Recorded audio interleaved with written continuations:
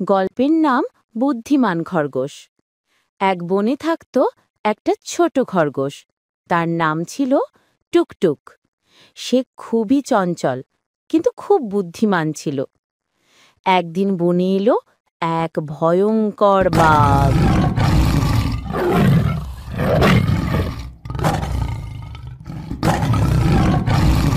বাঘটি সারা বনে হুঙ্কার দিয়ে ঘুরে বেড়াতে লাগল।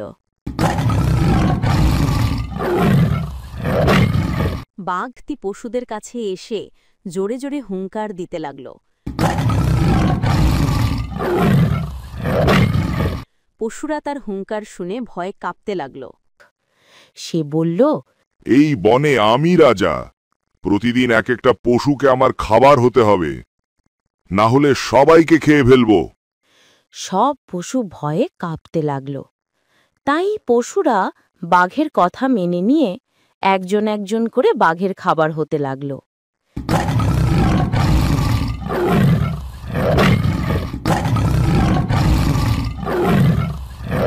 এমন করে একদিন আসলো খরগোশ টুকটুকের পালা।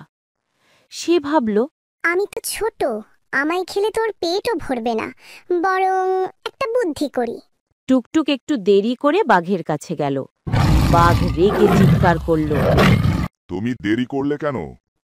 আমি তো ঠিক সময় রওনা হয়েছিলাম, কিন্তু পথে আর একটা বাঘ আমায় ধরে খেতে চাইছিল।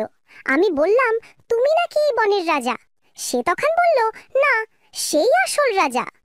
আরেকটা বাঘ? কোথায় সে? কার এত বড় সাহস যে আমার খাবারে ভাগ বসায় আর নিজেকে রাজা মনে করে? চলো দেখাই। টুকটুক বলল, চলো দেখাই। সে বাঘকে নিয়ে গেল একটা কুয়োর কাছে।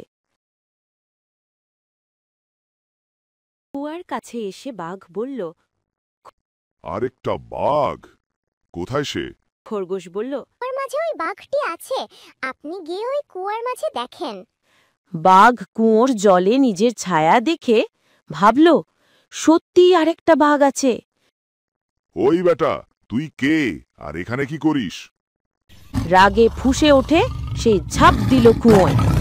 বোকা বাঘ কুয়োর পানিতে পড়ে হবু ডুবু খেয়ে মরে গেল।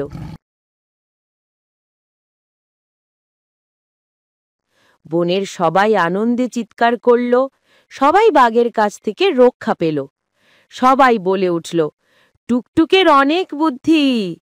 তখন থেকে টুকটুক হলো বনের সবার প্রিয় বন্ধু। শিক্ষা, বুদ্ধি দিয়ে অনেক বড় শত্রুকেও হারানো যায়।